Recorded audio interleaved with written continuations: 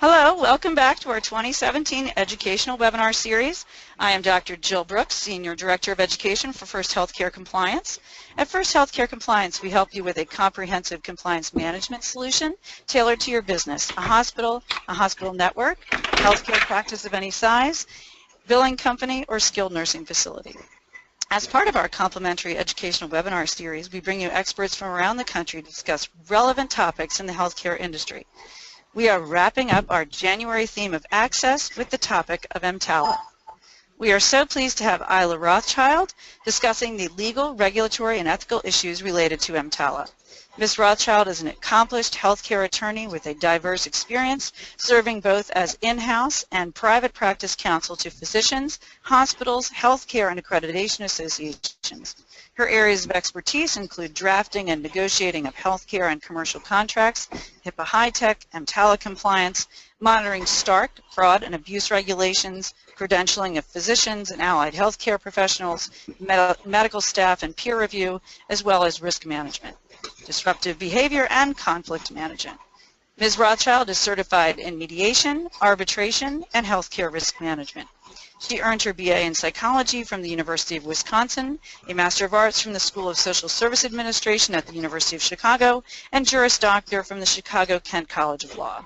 Ms. Rothschild is a noted speaker at state and national healthcare meetings, a co-author of multiple articles on topics such as mediation and conflict management, as well as participating as special counsel to the Joint Commission in several educational videos by emerging healthcare communities addressing topics such as addressing disruptive behavior and unprofessional conduct. A copy of the handout is available for download in the handout section on the control panel. Feel free to submit questions into the question box on your control panel. We will address questions at the end of the presentation. Paycom CU certificates will be emailed to you directly from Paycom within a few days following the live broadcast. There is no need to request your certificate. Additional CEU opportunities will be available to BC Advantage members following the live broadcast. See their website for details. Ila, go ahead. Hi, thank you so much, Jill. It's a delight to be here with you today. Let's get started. On the very first page, you will see my email. If you have any questions after the session, you can certainly email me. So let's start originally with EMTALA. It was enacted by Congress and signed into law by President Reagan in 1986. I show where the regs can be found at 42 U.S.C., the EMTALA regs at 42 CFR section 4889, and then I refer all of you to the CMS State Operations Manual. It has all the information you need with respect to EMTALA, surveys, the kinds of information you need, and also more recent issues relating to EMTALA. And guys, this is all available on the internet, so I highly recommend that you use the internet. You will find this information. Again, if you have any questions, you can always email me and I can get you to the proper place. So I'm going to talk a little bit about the origins of EMTALA, provisions, and throughout my talk some risk management takeaways. Violation of EMTALA, it can be pretty extreme. The surveys are complaint-driven, excuse me for writing just complaint-driven by state agencies acting on behalf of CMS. Non-compliance is often not the result of a lack of policies and procedures or not having appropriate ER on-call schedules and staff being unfamiliar with EMTALA policies and procedures. That's why all this information not only must be in writing, but it must also, your staff must be very familiar with it. And the violations can be severe. The penalties can include termination of the hospital or the physician's Medicare provider agreement, and hospital fines can be up to, believe this, $50,000 per violation, $25,000 for your hospitals with fewer than 100 beds. And even your physician fines can be $50,000 per violation, which would also include the on-call physician. So pretty hefty stuff. Origins of EMTALA, I think in the 70s and certainly prior to that, a lot of patients in what I would call an emergency situation, whether they had gunshot wounds or women in active labor, were being rerouted from your community hospitals, and what the term that was originally used was dumped at academic centers and county and public hospitals. And oftentimes, the problems were that these patients were unable to pay for their medical care. As a result of these actions, EMTALA was enacted and referred to as the Federal Anti-Dumping Law. It ensures access to emergency room services regardless of one's ability to pay, diagnosis, race, color, national origin, or disability. But individuals must have an emergency medical condition, and we'll talk about that. The emergency room visit.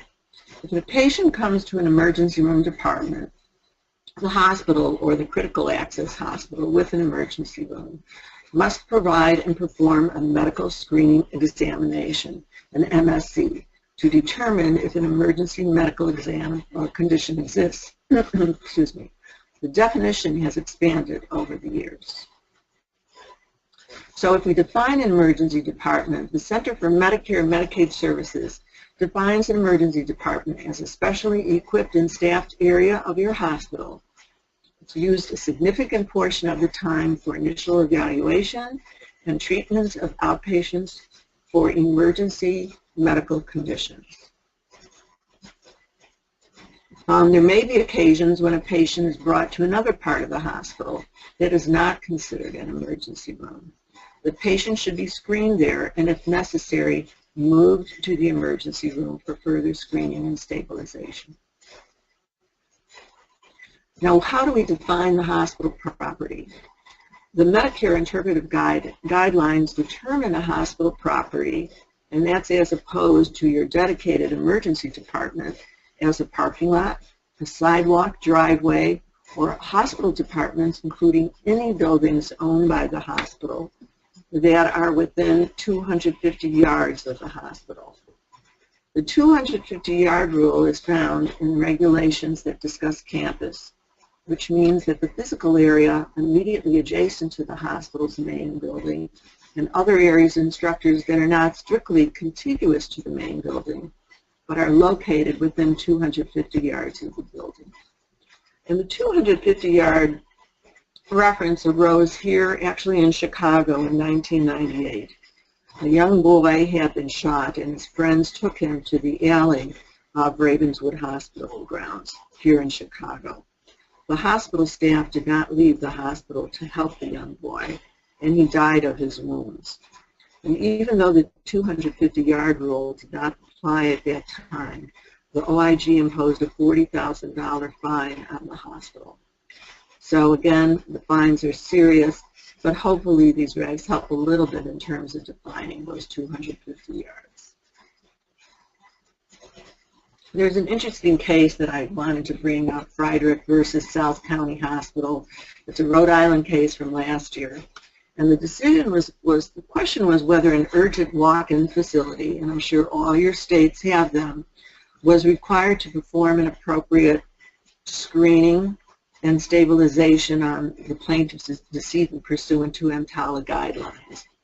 The facility claimed that it was not a dedicated emergency department. The CMS definitions define the dedicated emergency department as meeting one of these three requirements. So one, a facility has to be licensed by the state as an emergency room or department. Or two, the facility is held out to the public, and that is by way of its name, its posted signs or advertising, as a place that provides care for emergency medical conditions on an urgent basis, not requiring an appointment.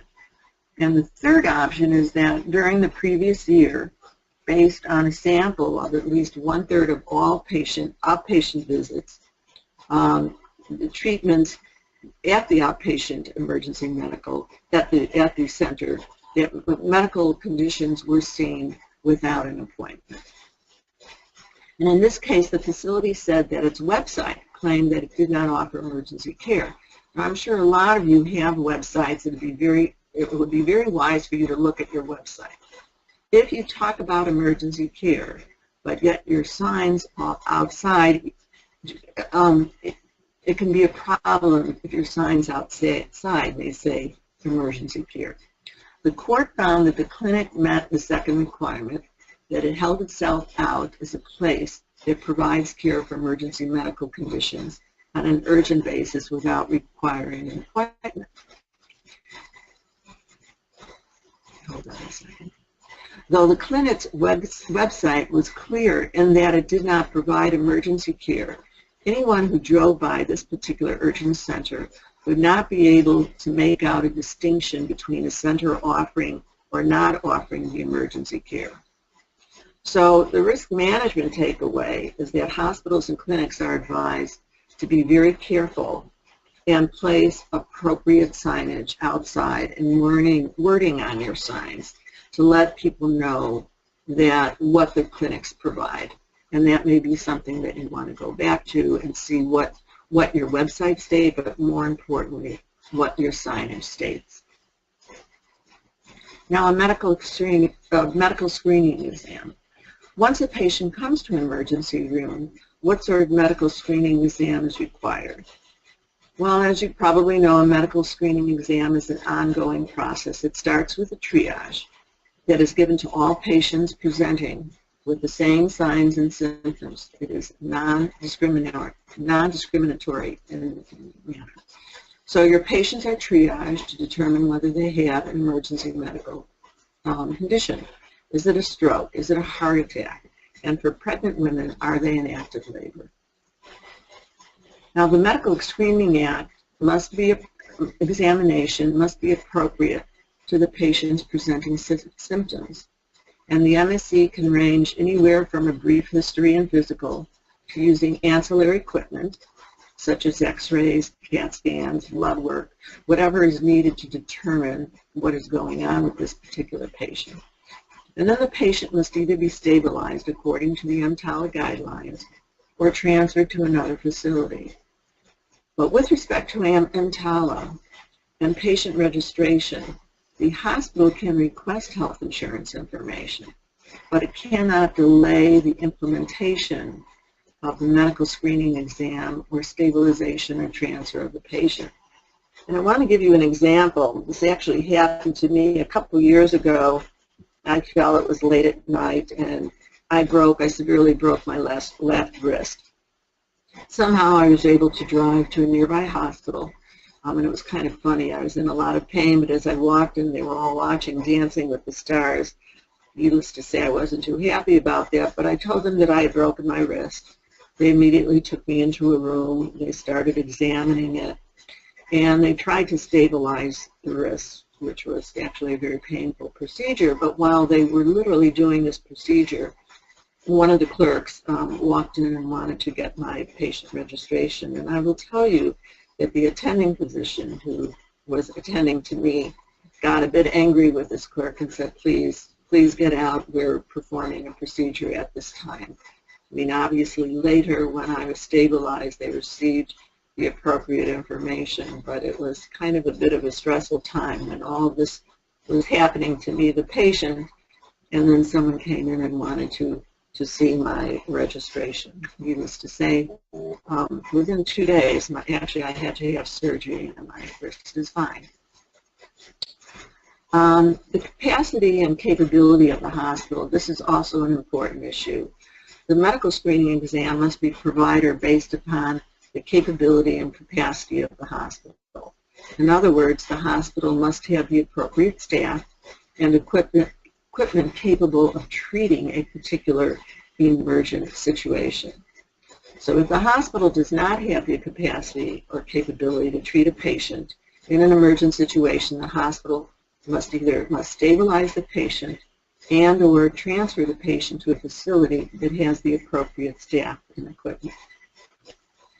And EMTALA defines stabilized to mean that there has been no material deterioration of the condition and within reasonable medical probability to result from or occur during the transfer of the individual from a facility or that the patient, the woman, has delivered, including the placenta. If an emergency medical exam has taken place and it is determined that the patient has an emergency medical condition and the hospital does not have the appropriate capability or capacity the hospital must stabilize the patient within its best capability or capacity.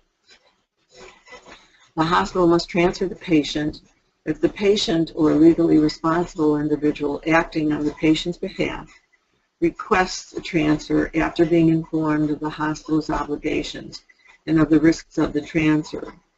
The request must be in writing and indicate the reasons for the request, and that the patient or legally responsible individual is aware of the risks and benefits of the transfer. Now, this can kind of be difficult when a patient's physician is on the staff of one hospital, but yet the patient is taken to the closer hospital. The closer hospital may not have the patient's medical information, or even the name or the name of the patient's physician. What was helpful in my case is I went to a hospital that knew me, had my medical records, my physician was on staff there, and actually recommended that I go to a particular orthopedist. So I think you really need to look not only on behalf of your patients but yourself. If you live closer to a hospital, but if your physician is on staff at another hospital, and if you are in an emergent situation, there can be problems in getting information. So I think between what you had at your physician's office versus the hospital you are going to now. So I think this is something that you need to look to not only when patients come into the hospital, but also for yourselves. The transfer to another hospital is appropriate when the receiving hospital, after being called by a sending hospital, has available space and qualified personnel capable to treat the patient, and the receiving hospital has agreed to the transfer. Now, there's a lot of work that the transferring hospital must send with the patient. It must include all the medical records related to the emergency condition, so that includes your observations, signs and symptoms, preliminary diagnosis, results of any diagnostic tests, treatment provided, results of any tests, and the signature of the patient if the patient is requesting the transfer. In addition, a participating hospital that has specialized capabilities and facilities, such as your burn units, your NICUs, a psychiatric hospital, may not refuse to accept a patient from a referring hospital if it's an appropriate transfer and if this individual requires specialized capabilities or facilities, and if the receiving hospital has the capacity to treat the individual. This requirement applies to any participating hospital with specialized capabilities, regardless of whether that hospital has a dedicated emergency department. For example, if a patient has a psychiatric emergency and the patient is transferred to a psychiatric hospital, the fact that the psychiatric hospital does not have a dedicated emergency department is of no import.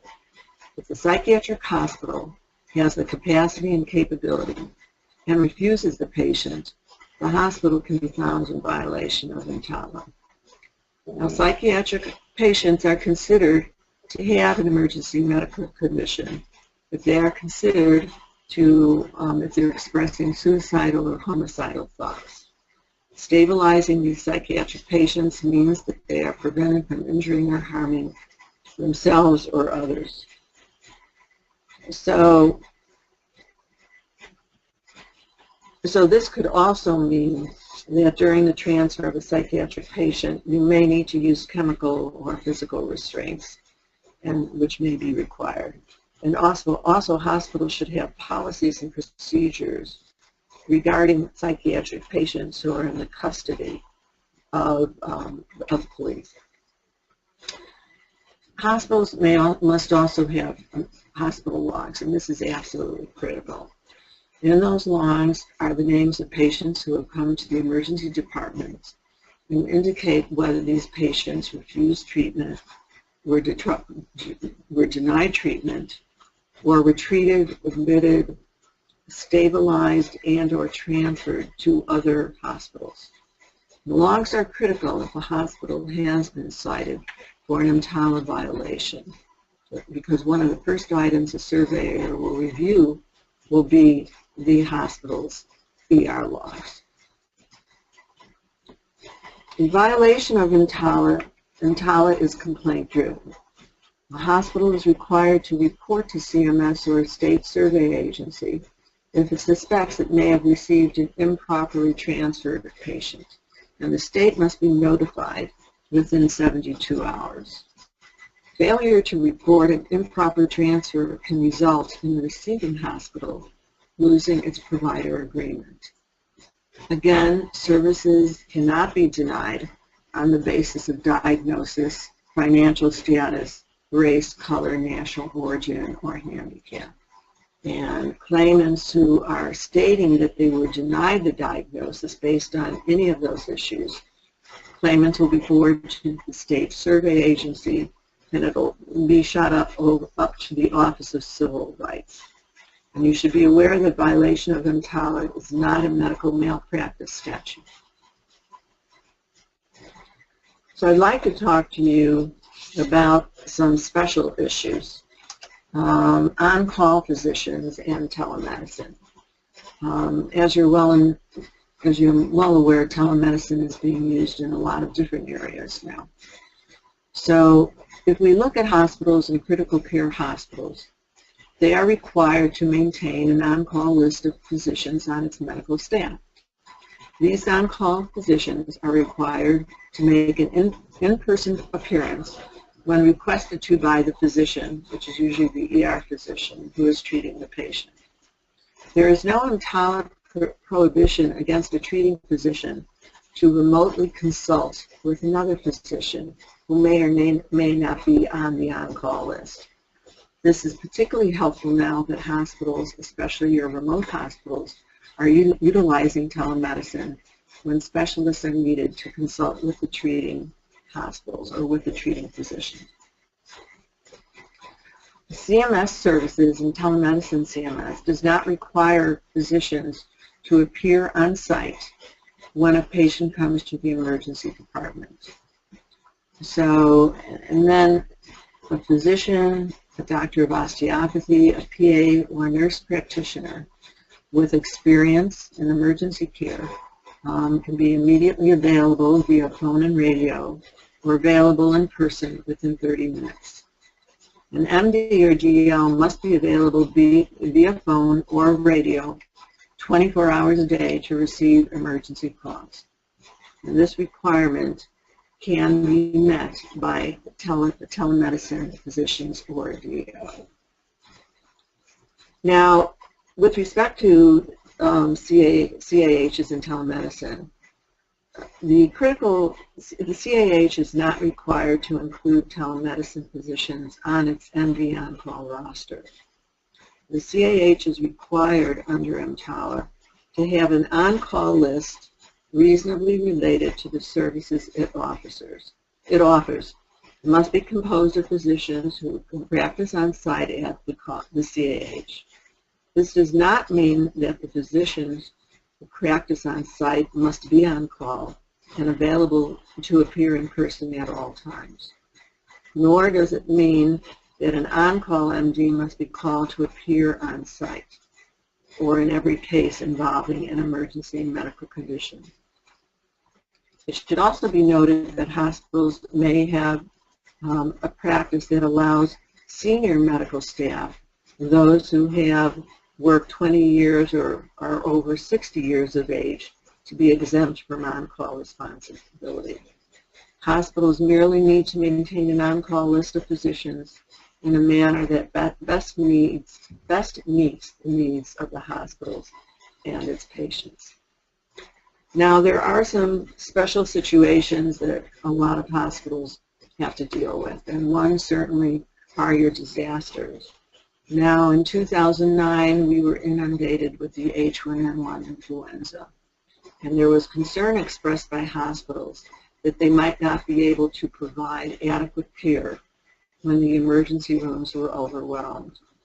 In comments later stated by CMS, They stated that the medical screening exam did not need to be an extensive workup in every single case, and that the medical screening examination could take place outside the ED or at other sites on the hospital campus.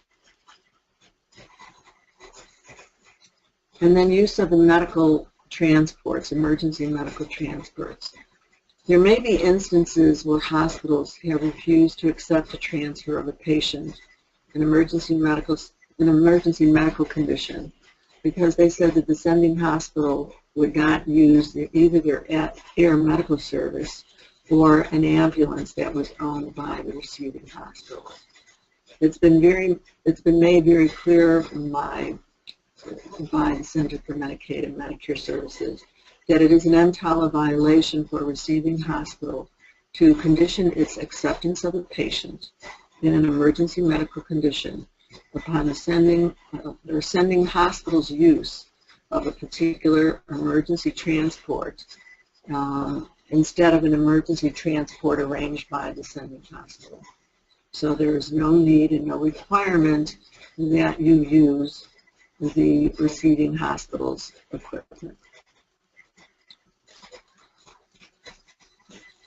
And CMS also made some comments regarding false labor. Originally, only physicians could certify if a pregnant woman was experiencing contractions or whether she was in false labor.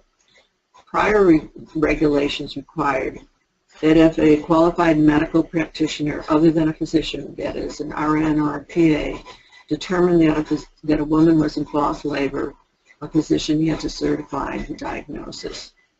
The rules were changed in 2006 to expand those professionals who could certify false labor. The professionals must be acting not only within the scope of their practices defined by your hospital bylaws, but also by your state laws. So I think you'll want to look at your state laws and see who are considered qualified medical practitioners. And then you need to look at your hospital bylaws, and you may want to change your bylaws so that other qualified medical practitioners can make these determinations.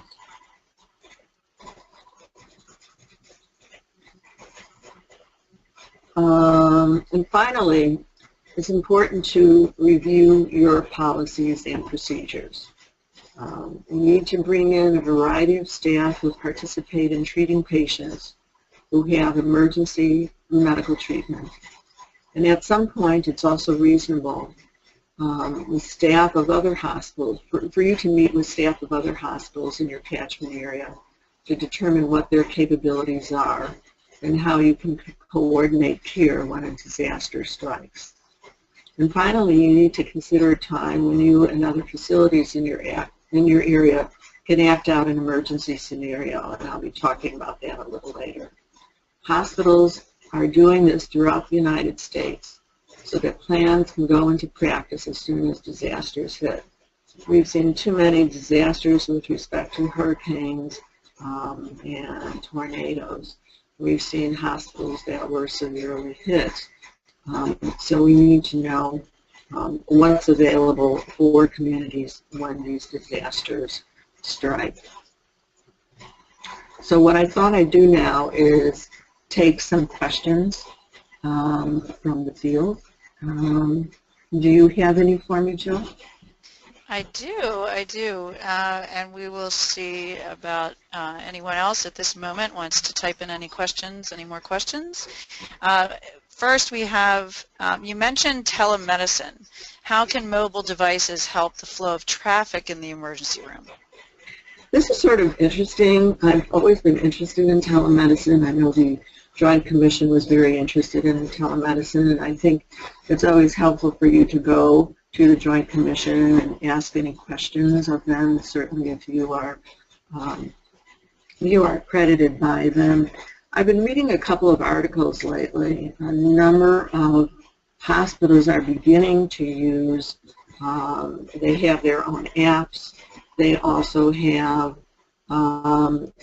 various cell phones that they use and mobile devices that assist them in knowing what is the coverage in the emergency room, especially if there is a crisis, what kinds of devices do you have and how can you utilize them, and how does it assist in the flow of traffic in your emergency room.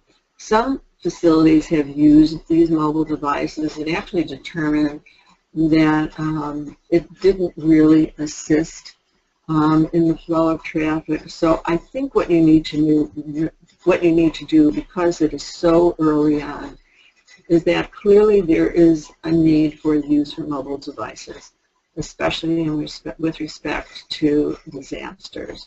When you've got people who may be triaged all over a particular hospital and need to contact one another, it would be helpful to have those mobile devices that have specific numbers related to them, so that if you need to contact individuals in one part of the hospital, you can notify them, determine what their coverage is and what their needs are.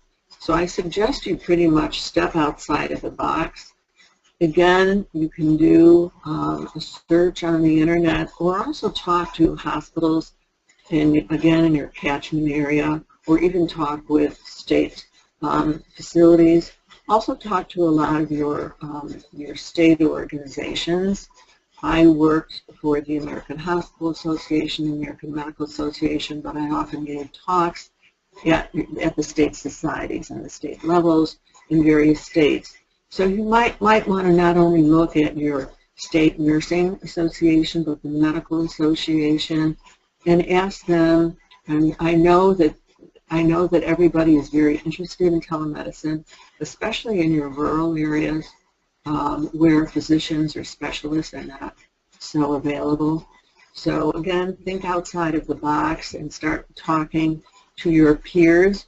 If you have state meetings, it would be appropriate to bring in personnel who know more about telemedicine and have used it, so that everyone can get a good idea in terms of how telemedicine can be used in emergency rooms. Next. Okay, another question. There's more and more violence in the hospitals, especially the ER. What can we do to protect our staff? Unfortunately, we've been hearing a lot about violence for a long time. It's a big issue. It's certainly not going away. The Joint Commission publishes sentinel event alerts, and they're available on the internet. There was one published on June 3rd of 2010. Actually, it was issue 45. And it discussed high-risk areas of a hospital where there's high stress, and certainly the emergency is one of them. And it recommended that obviously we need to have controls throughout the hospital institution. Are you securing the perimeter of the property with appropriate lighting, barriers, fences if necessary? Are you controlling access through your entrances, your exits, and your stairwells? Certainly in your parking lots, make sure that they're extremely well lit. You can look to the Joint Commission and also OSHA and your various professional societies, again, like your American Nurses Association. But the sentinel event, the alert, talks about causes of violence, as if we don't already know. There's stress in ERs. There are fewer mental health beds. There's an increase in patient acuity and increase of use of hospitals by your law enforcement. So what you need to do, I think all institutions need to do this if they haven't already, you need to conduct a pretty comprehensive evaluation. And you need to bring in a competent, credentialed hospital security professional who should lead these meetings, and make sure that these are multidisciplinary teams. So you bring in, if it's multidisciplinary, you'd want to bring in all your important staff from your emergency rooms, even your cardiac care units, your labor rooms. Always bring in your risk managers and directors of those various units, the nursing staff, and also bring in the clerks, because the clerks are the ones who meet these individuals first time. So they're the ones who meet the patients and the nurses and can pretty much evaluate if there are particular concerns. And then you also need to plan for an active shooter, and unfortunately we've seen too many of those. So you need to, one, have a team that responds for active shooters as well. You need to have communication during the active shooter situation. You need to have a really good alert system. What amazes me is when we hear, unfortunately, that there have been shootings at hospitals and also at your colleges. You have immediate notices going to everyone's emails and telling them where the shooting, where the active shooting is, whether a particular area has shut down, and also telling people to stay where they are. So I think these are some of the things that you need to look at. You need to perhaps identify safe rooms in your institution, where your staff are located and what's a safe area for them. And you need to train the personnel, and you need to actually have drills where you have a mock setting of an active shooter scenario so that your staff know firsthand what to do when that sort of situation occurs. Any other questions? Yes. Are there any regulations that may impact EMTALA in the area of disaster preparedness? Okay, so this is sort of interesting. I'm always on a lot of listservs, and last week I got a particular listserv, the CMS Emergency Preparedness Rule, and that's the name of it. The CMS Emergency Preparedness Rule was published in September 16th of 2016. It must be implemented by November 15th of this particular year. And what you need to do is go on the internet and literally type in CMS Emergency Preparedness Rule. You'll get a lot of information that CMS has already put out. But it applies to 17 provider and supplier groups. So it certainly applies to your hospitals, your critical access hospitals, and let's say in your long-term care facilities. Each of these groups must develop an emergency plan based on its own capacity and capabilities. Must have policies and procedures, and they need to be reviewed and updated on an annual basis. For hospitals, your critical access hospitals, and your long-term care facilities, you must have policies that address the provision of sustenance, of food, of water, medical supplies for your staff and residents, because you may not be able to evacuate your hospitals.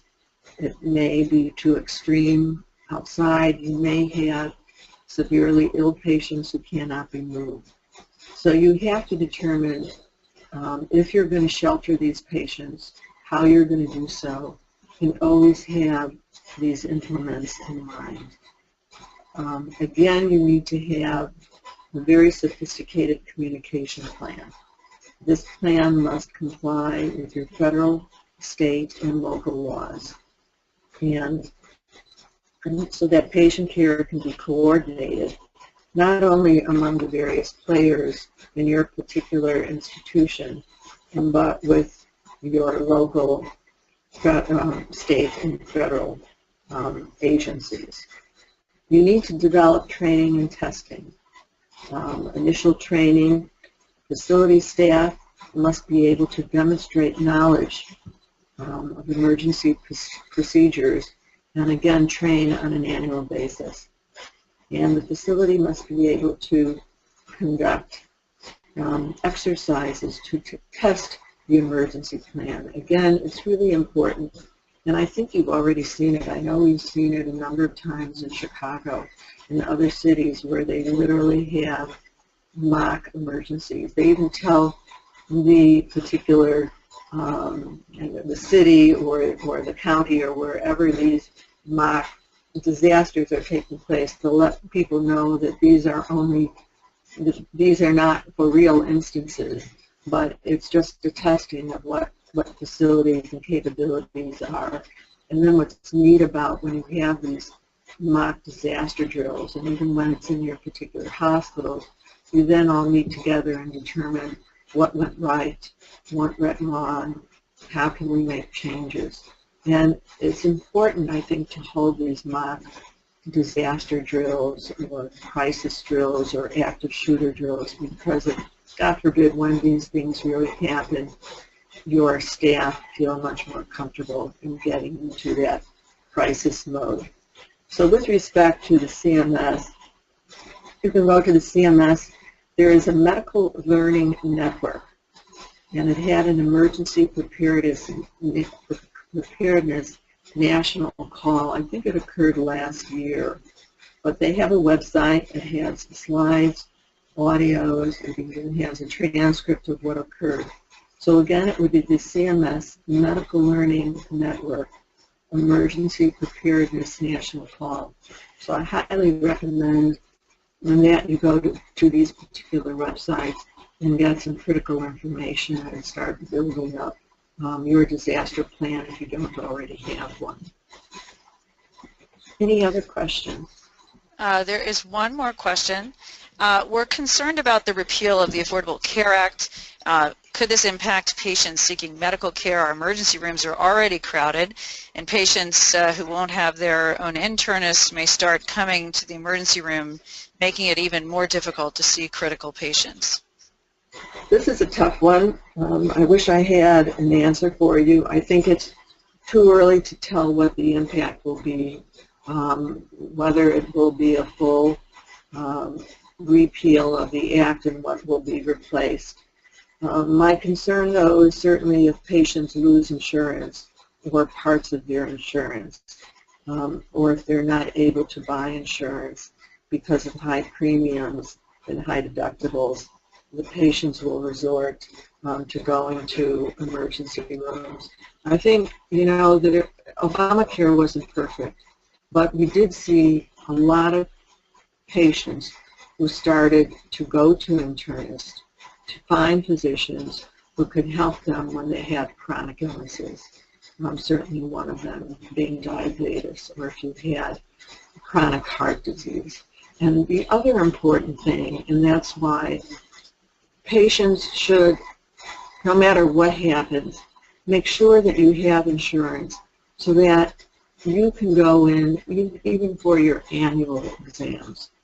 I think this is so important to get just a basic physical exam to know whether perhaps you have high blood pressure, whether you have the beginning stages of diabetes or whatever, but that you're being treated on the early end of a particular illness.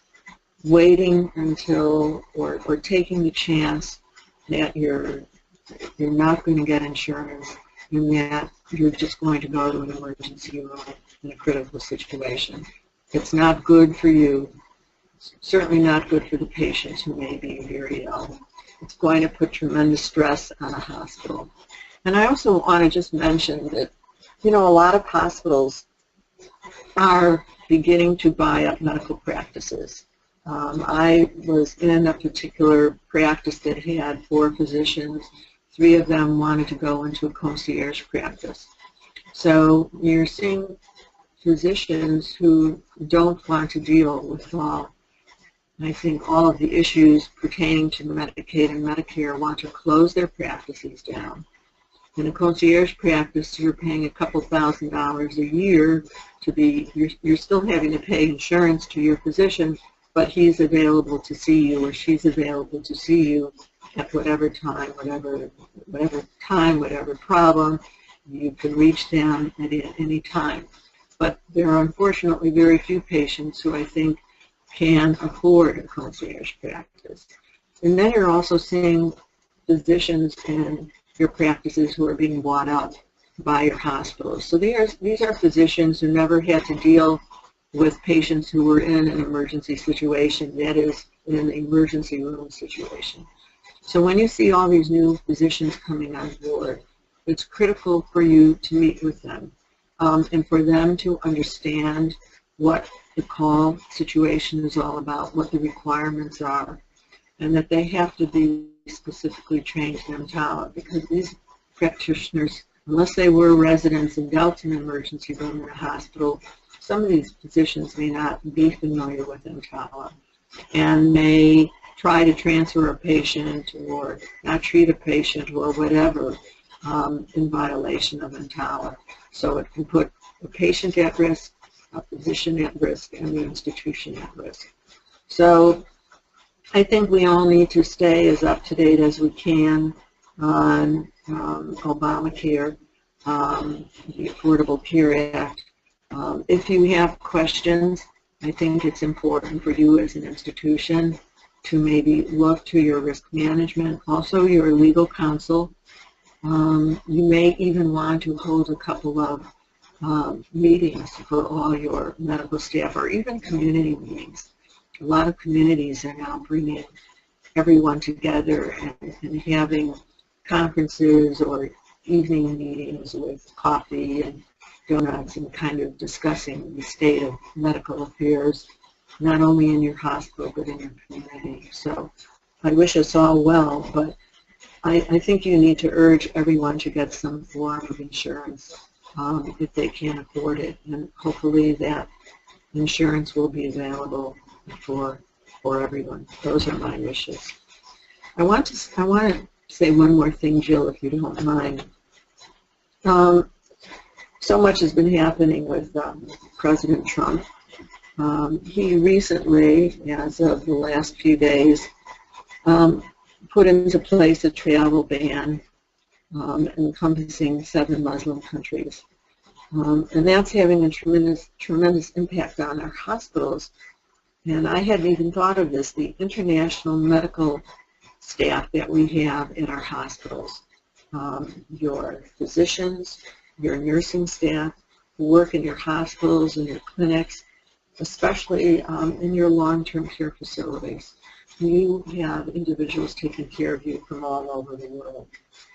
If a physician or a nurse or any individual is out of the country and planning to return to the United States and is from one of those 7 countries, there can be problems and there can be disruptions in terms of returning to the United States, even though we've had a number of various current court rulings and attorneys who are trying to assist these individuals returning to the United States.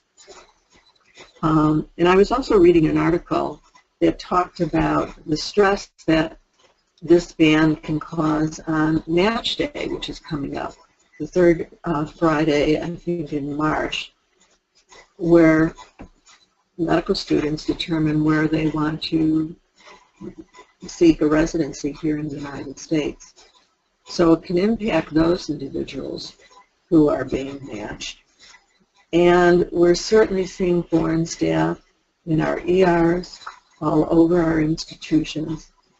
So, and how stressed they must be, not only with respect to their being here in the United States, even if they do have a green card, but if they are traveling, or if perchance they're out of the United States and trying to get back at this time.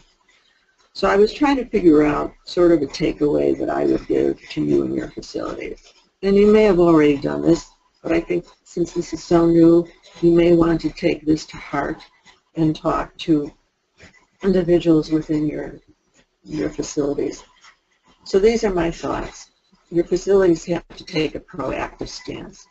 You can't let this stuff happen to your nurses and your doctors. You need to make a statement.